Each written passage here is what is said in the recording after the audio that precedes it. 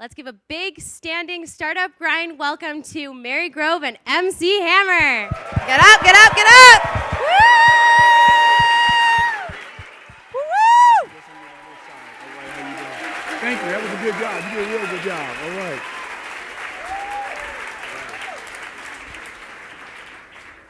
Thank you so much for that wonderful introduction. Good afternoon, everybody. That was a good job. She did a good job. Fantastic. It's such an honor to be here. And Hammer, welcome.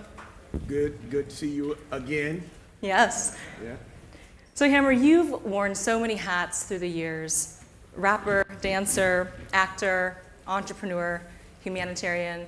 You've sold over 50 million albums. You've won 3 Grammys, 8 American Music Awards, a People's Choice Award. Hammer has over 3 million followers on Twitter and tweets 30 to 40 times a day. That's all? That's all. I'm slowing down. So talk to us. Tell us, how would you define yourself now, and what are you focusing your time on right now? Well, I'm focusing right now on a few things. One is the value of music going forward. So, today, music, from an artist standpoint, isn't considered a very, valuable commodity, but it's valuable to all the businesses that build businesses around the music, right? So there has to be a model that allows artists who make the music to generate revenue streams and revenue streams that go on. And there's an opportunity for that. And so I'm working on that every day. And it's actually exciting. This is probably the most exciting time I've had, with my enthusiasm for tech since 10 years ago when I used to come here and meet with you and Jennifer Fiken and Orchid and try to force a merger of Orchid and Google Video and create this new platform that would have social around video, but they just decided they'd just buy this thing that was coming up called YouTube. So you were always on the cutting edge of the early adoption of technology. Let's rewind to your early days as an entrepreneur. And I read that when you were a kid, you sold baseballs in the Oakland A's parking lot to work. Do you consider that your first job? And how did, what did you learn from that experience? Well, it's my first public job. You can't change. It's funny. One time I was trying to update Wikipedia. There was something on there that wasn't true, and I kept trying to update it, and pretty soon they kicked me off. And the answer that they gave me was, "We know this is you, Hammer, but if something is said over and over again and it's not refuted, by that very nature makes it true." So I said, "Oh, okay, new rules for truth, a new definition for truth." So with that being said, publicly, my first job is with the Oakland A's, but actually in Las Vegas. Watch this. I'm very proud of my age. That's why I work out every day. In 1967, Las Vegas, I had a fruit stand. And in 69, I worked on an ice cream truck. So if Master P is watching, I was the first ice cream man. And so anyway, and then in 71, Mr. Charles O'Finley, the owner of the Oakland A's, saw me out in the parking lot working deals with the ball players and selling balls, and he invited me. He said instead of being his competition, I should work for him, and he took me under his wing, and by the time I was 16, I was the youngest executive vice president in Major League Baseball. Amazing. Honorary. Yeah. So along those lines, you got your start as an entrepreneur, like many of the folks in this room. You started your first record label called Bust It Productions in the mid-'80s. Rumor has it that you had borrowed some funding from some of the Oakland A's players to get started, and then you kept the business going by recording singles and selling albums out of the trunk of your car. Talk to us about your early days as an artist and how you really mastered the art of marketing. So like many of the entrepreneurs here today, the first thing I did on the music side was I read a lot of books. And I always say this, not to brag, but because in certain aspects, education is, for whatever reason, is not highlighted, it's frowned upon, for whatever reason. And so I say to a lot of the youth when I speak to them, my reading and comprehension in the second grade was third year of college. And I only say that to say that I understood what I was reading and I comprehended it. So I took a lot of books and I read and I understood the music industry, and then I had to get out there and apply it. So I went to a lot of conferences, and then when I finally decided it's time to get into the business, I had a good understanding of marketing, promotion, grassroots, and it's the exact model. That's why you hear Ben Horowitz use, rap and the analogies of the business of hip hop and compare it so much to startups because they're very similar, very similar. So I had to learn grassroots marketing. I had to go into localization. I'd go into LA. First time I give the young lady my record, she said, "This is not a LA record and I will not play it." And she's a program director. And so I had to figure out a way to market to her and get that record on. So that took a lot. The clubs, the street marketing, sending my friend in to bring some roses to her assistant, take her out to dinner, the whole 9 yards. Just like you have to do when you're trying to get funding. So that's interesting. So Ben Horowitz opened up Startup Grind last night and talked as well about the parallels. And we talk about this notion of how rap is about hustling and passion and doing whatever it takes to get by. So do you think that hip hop has made you a better entrepreneur and vice versa? Well, remember, so I started off as an entrepreneur. I brought my entrepreneur skills into hip hop. At the time, again, I'm 86, so no, I'm 86 is the year. You mean born in 86? I came to hip hop. So in 86, when I came in, you had successful rappers already, obviously, that were very successful from around 82, to 86. But when I came in with a whole different concept. I didn't want to just market to one group. My idea was to create a show and momentum that would allow me to sell records to the same fans that Michael Jackson was selling to and Prince was selling to. And so, I had my 10,000 hours in of dancing. I had more than 10,000 hours in of dancing. And so, anyway, I knew that putting on a great show would also create an opportunity. And because I grew up with the Oakland A's, the best players got more deals. So Reggie Jackson, when he hit all them home runs, for those of you who don't remember, he got the Reggie bar. So he had a deal for a Reggie bar. Then he had a deal with Puma shoes, and he had these deals. So when I became MC Hammer, I said, actually, I'm on TV more than baseball players, arguably, and the influence of the music, a baseball player plays one game a day, but a song comes on when it's a hit every hour, so 24 times a day. So if you're giving him $100,000 to promote your brand, then I want $300,000 because I'm got more visibility. So I brought that into hip hop when I came in. And you alluded to this earlier, that you and I first met almost 10 years ago now, and you were visiting Google, and you would come a couple times a month, and we would talk through Orkut and Blogger and Google Video, eventually YouTube, and all these tools and technologies that were novel at the time in the music industry. If you were advising an artist now, 17-year-old artist, how would you break an artist now? How would you advise him or her to approach leveraging all the tech platforms that exist to really get out there? Well, the first thing, I'm sorry, Mary, the first thing is, you mentioned that it was 10 years ago for each one of those platforms. This is for anybody out there that's trying to do something and naysayers discourage you. Never be discouraged by the naysayers. You have to just keep going, because I remember the first time that I really embraced the Twitter platform. This is after I went and sat down and had a meeting with Ev and Biz about, I grabbed Ron Conway. I said, look, Ron, this other company that you invested in, this thing called Twitter, we need to go have another meeting with them.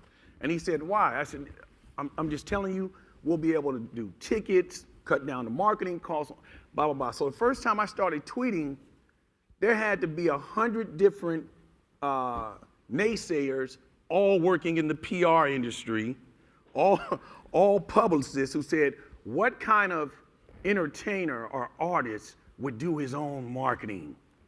And that went on for a couple years. Of course, today, there would be no artist without social media. So I'm only saying that to say that whatever it is, tools, the first thing I say to an artist is, today, and I have, about 7 young artists that are creating right now, I tell them, first of all, be honest, make the music that you want to make, but make no mistake that we'll be utilizing all new tools to get your music to the consumer.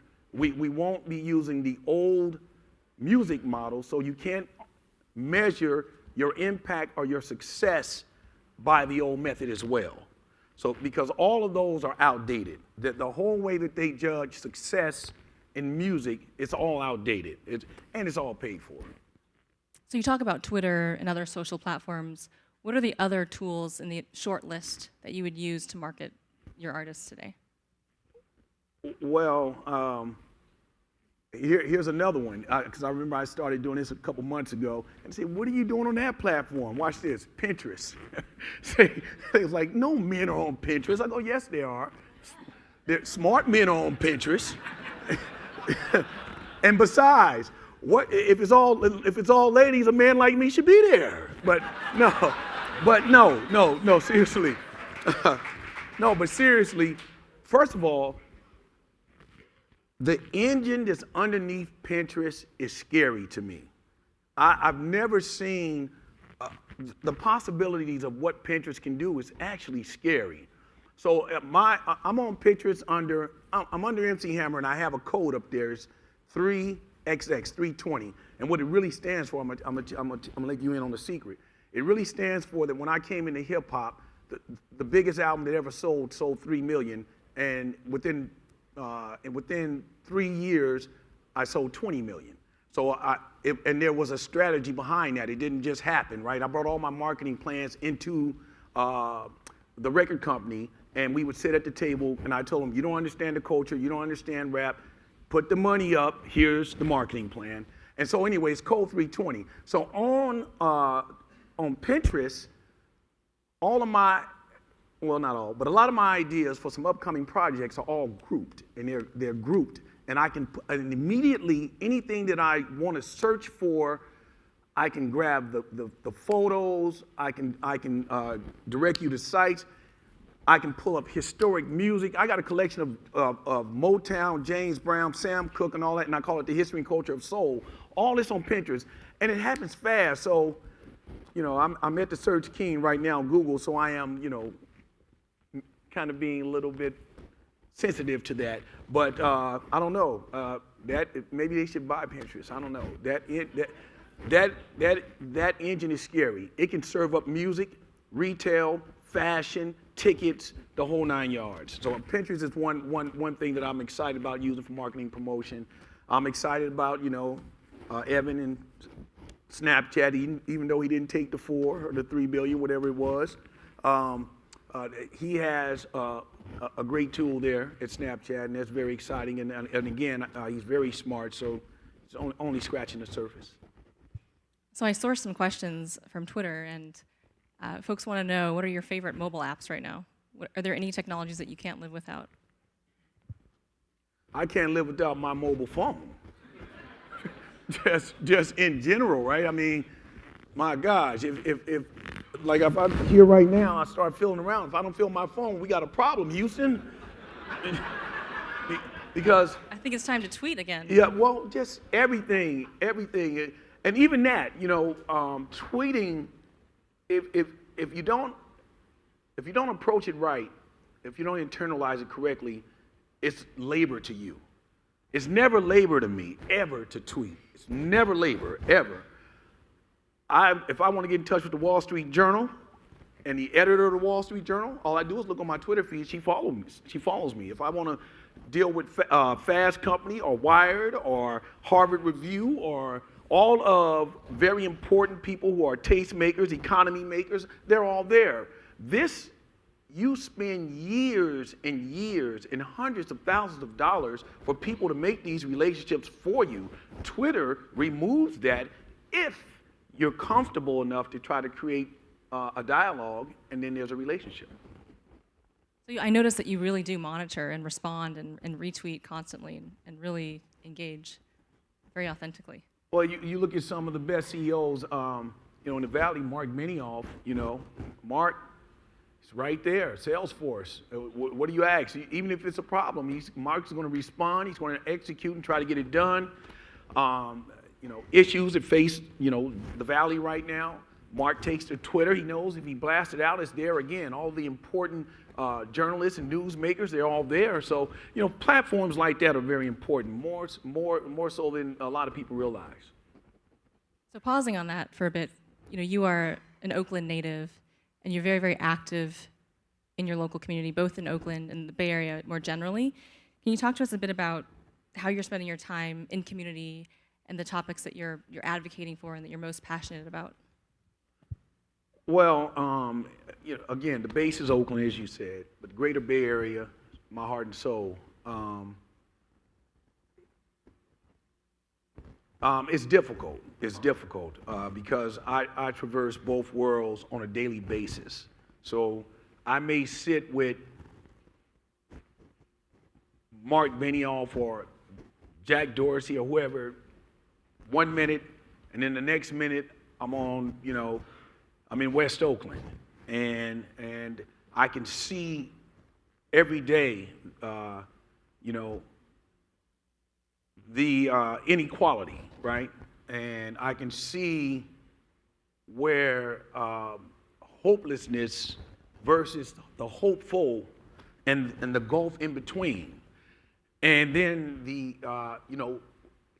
to inspire hope, if you're reared around hope, it's easier.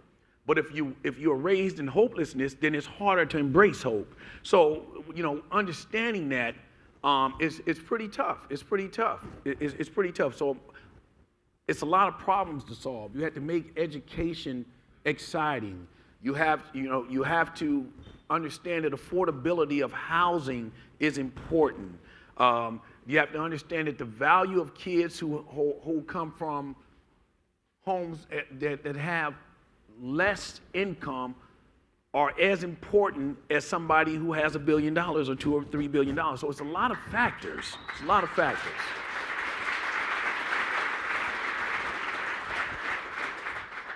And following up on that, we know that the web has been this democratizing layer, creating opportunities for entrepreneurs in this room to reach audiences all over the world. What advice to that end do you have for our founders, our entrepreneurs, our aspiring entrepreneurs in the room here about how they can really give back to their communities? Well, my number one is to adopt the model that Mark Benioff created, the 1-1-1. That's the best I've seen, and I think especially for those of you who are based here, 1% of the equity of the company, 1% of the time of the employees, and 1% of your product on the founding, when applicable, on the founding of the company, is made available for you to create a foundation. Like I think Yelp now has $50 million in their foundation because they adopted that model from the beginning.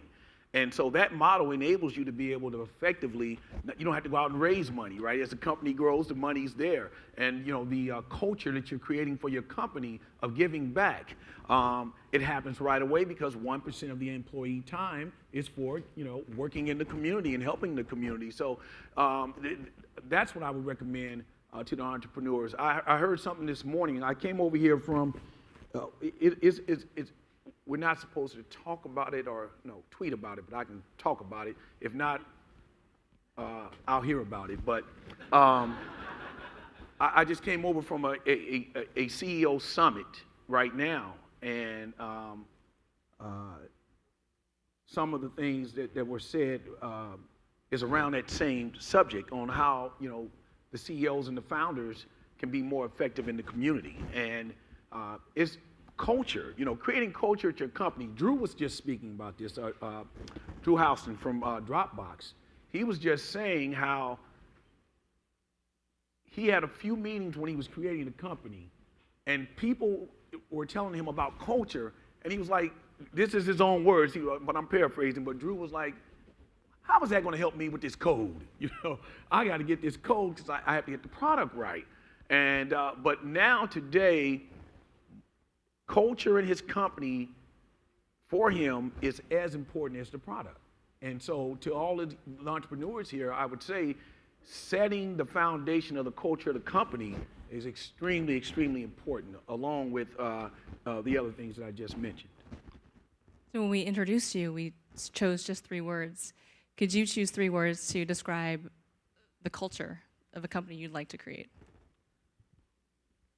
You got to know what you're good at and what you're not good at. So in saying that, I'm a person who, I like to empower people. I like to empower. So previously, I would say I would be more of a control freak, right? I got to micromanage. But you're much more powerful when you empower your employees. Give them the power to make decisions, to create, to make mistakes, to fall down and get back up and all these things. And it creates a better culture at the company. So I'm learning that more and more. So the perfect company for me is to delegate authority and allow people to do what they do, and but pick great executives and a great team to do that. Wonderful. Thank you.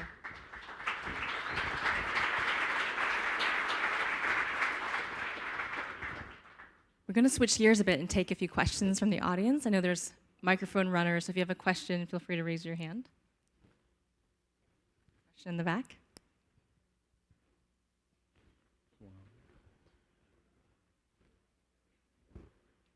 Here's a couple people. First of all, Mr. Hammer, I just want to thank you for what you've said here today. It's very inspiring.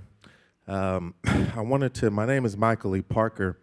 I was born in Oakland, raised in Richmond, California.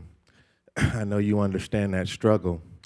Went to work for Toyota, broke away, started a technology company, and now doing some innovative things that I think will be $1 billion opportunity. When you talked about empowering, is there anything that you're doing right now to leverage your success and your connections to maybe open doors for people like myself that come from areas that you understand, that are in the technology world and trying to get to the right people and open and get to the right doors of opportunity? You have such a platform now that could help make that connection that not everybody in certain communities understands. So what are you doing to empower and help bridge some of those gaps to leverage what you have now to help people like me? And that's a fair question. So there's 2 answers I'll give you for that. The first answer is all year long, I'm pretty accessible. I see a few people sitting in the crowd right now who, have contacted me over the years and needed to, make a connection. And I've helped them make those connections. And secondly, I would say that part of, this is how I describe it. Silicon Valley tech, the tech world here, is the NBA, right? Now, you got a lot of players who look good on the playground on a weekend. They dream of playing in the NBA. But they're really not prepared to play, nor do they have the skill set to play in the NBA. So when I see or encounter somebody that I think has real NBA opportunities, or skills, I should say, skill set, I'm gonna do everything I can to help them. Why? I invest. I want you to make it as much as the next man, because this is all business. But do I think that the doors should just fly open and everybody come on in? Of course not. And neither does the NBA. They have a vetting process, they have a filter system, and what we see on the playing field is the best of the best. And that's what I say for this business. I had to come in myself and work every day to create connections, relationships, so that when I didn't know that, 10 years later, that Mary would say, hey, let's sit down and talk. But imagine being MC Hammer, a rapper. See, I mean, and that's how they, especially 10 years ago, right? A rapper. What does he want over here? This is Google. And then they turn around and next week, guess who's here knocking at it? I need to get in. So what I'm saying to you is I'm willing to help and point and all that, but the real best of the best, they'll make their way through. It always happens. The cream rises to the top. The barrier of entry is no longer, there's so many incubators around now, so many paths to get here, but you have to want it enough to get in. And you have to build a skill set or the product, the team, to get in. That's my answer.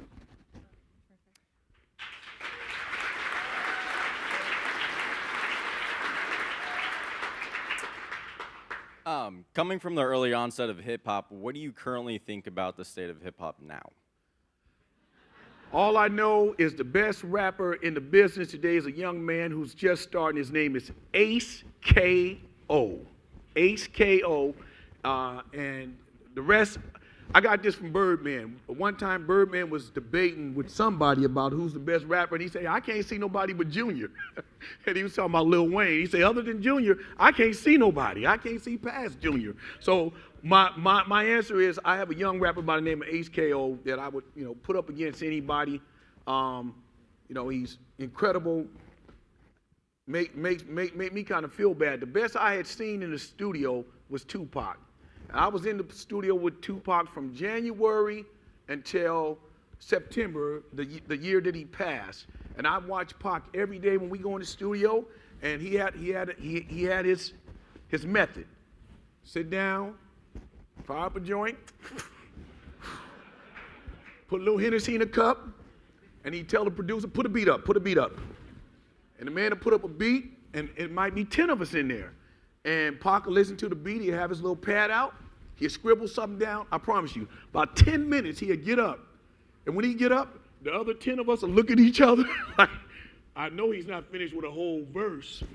And Pac would walk in the booth, spit that whole verse, flawless. Maybe one or two times he'd like, let me hit that one more time. But other than that, about the first time he do it, it's done. And he'd come back out the booth, and he said, who got the second verse? Anybody want to go in and do the second verse? Everybody be like, So Pac would sit back down, and he write again, and he jump back up. I got it if you don't have it. And he go in there and lay it down. And basically, at the end of the day, Pac maybe did 5 or 6 songs, and a couple of guys got on a couple of songs, but for the most part, they couldn't keep up. Now, by no means am I saying that this new young man is Tupac. There's only one. But what I'm saying is it's the first time in 25 years that I was impressed with see, recording is an art. So I was impressed with this young man who first had these fantastic lyrical skills, but when he got behind the microphone, it was 4 o'clock in the morning, and I'm ready to go now. And he said, let's do one more song. And I said, no, we're not doing one more, because one more means we're going to be here till noon. And he said, no. I got the whole song in here. I said, what do you mean in here? A verse? You got a verse? He said, no, I got the whole song. So to make a long story short, he went into the booth, and he did a 5-minute song in one take, with no chorus. He rapped all the way through. I don't care if you already knew the song or whatever it was. You don't do a whole song in one take and rap for 5 minutes. So I give you the next best artist in the world. Keep your eye on him. His name is Ace K.O. And that's what he's going to do, knock him out.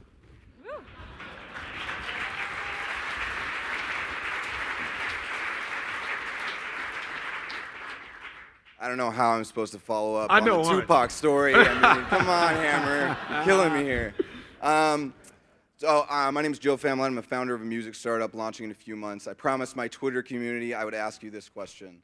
And that is, with the decline of recorded sales of music and the increase of crowdfunding and projects like Nipsey Hussle's Crenshaw, where people support good music instead of buying it, where do you see the distribution model going for independent artists, and specifically, like you're talking about, undiscovered artists? We simply do not have the time for that one. But I'll give you the short answer. So the short answer is that it's going to be very tough going forward with the existing models. That's why we need young entrepreneurs like yourself creating new models. Because right now, for branded artists, legacy artists, artists who already have a name, a following, years in history, they should do their own channel and they should have their own streaming service. Like me, I'm going to have the Hammer channel. Why would I do that? Why? Well, because number one, all of my content that I own, 100 songs, 150 songs, anything that I'm related to, all in one place. 9.99 subscribers, whatever it is. If an artist that you love has 500,000 followers, do the math. Artists who have brands should now have their own streaming service, and I won't go into detail, but they should. YouTube should have its own channel that they own, that they give you the backstory to when they wrote the song, where they produced it, other stories that they have that only they can wrap around and bring you inside of that world, right? You shouldn't have to go to a channel that has an artist's name but doesn't have his imprint, his voice, his history. So that's one thing. A new artist, unfortunately, in this model, he has to make a choice. Do you sign and allow a company to build your brand for you? It's almost like going to college, right? 4 years, and if you can make it to the NFL or the NBA, it's a fair exchange. The college makes all the money. You get the education and the opportunity. In the music business, new artists sign with the major label. They'll create your brand. They'll take you to a certain place, but you're going to give them 4 years, and you're going to give them your piece of your merchandising, 360 all the way around. If you want to maintain full control, there's going to be less profit because you cannot get through the doors that are relationship driven. I didn't say they're music driven. They are relationship driven. They're meant to keep you out because you cannot afford the price or the barrier of entry. If you can get in for less of a fee than the guy who was the doorkeeper, he's going out of business, and that's not going to happen. So anyway, that's food for thought for you. So a few closing questions for you. Sure. What can we expect from you over the next few months? You've talked about the artists that you're working with. Tell us about your plans over the coming weeks. Well, I'm getting up every morning thinking about next year. So next year will be the 25th anniversary of the Please Hammer Don't Hurt 'Em album. And what I want to do for the anniversary is make the whole celebration tech-oriented. New platforms, new ideas, new concepts. So I'm partnering with companies right now that will be a part of the celebration. And it's going to be 100%, again, social and tech-driven. And that creates a lot of opportunity every day. I'm excited about that. I was hoping that by the time I got here today, I could make one announcement, but unfortunately, the provisional patent did not come back in time. So I can't talk about it in the way that I wanted to, but only it's on my Twitter homepage anyway, the socialization of energy. And so we're working on some energy-related project. And as you know, entrepreneurs always keep their hand in some things. So I'm excited about energy as well. But creating content going forward is the thing that I live for. All content, all premium content, from music to film to you name it. Thank you. So in closing, I'd love to do something I call free word association, where I say a word and you just say the first word that comes to your mind. Sure. Digital.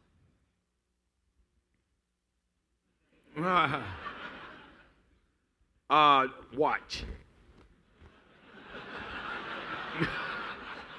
Platform. Meaning wearable. So Wearable digital watch. Wearable. Digital watch. Yeah. Platform. Pinterest. Brand. Brand. Beyonce. Inspiration. Beyonce. No, I just kidding. I'm just kidding.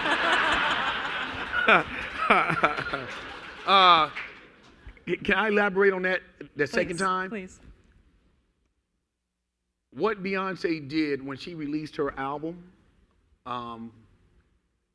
she should receive even more credit than she's already received.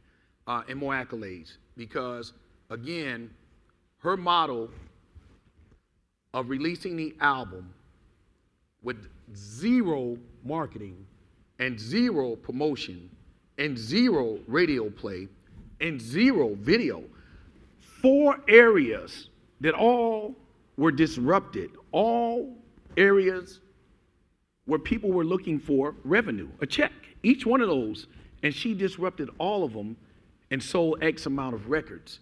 There was another artist who had just spent somewhere between 12 and 16 million on the marketing of their project somewhere in this year.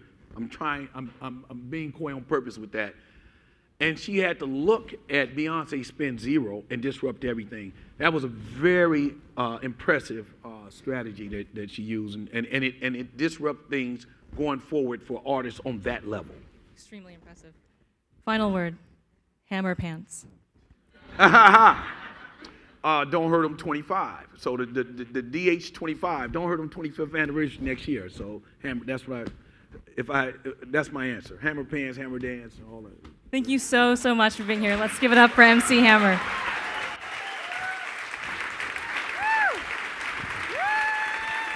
Thank you. All right. Thank you, man.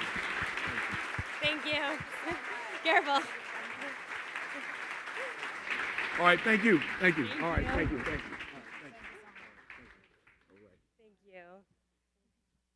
you. Woo! Well, thank you guys.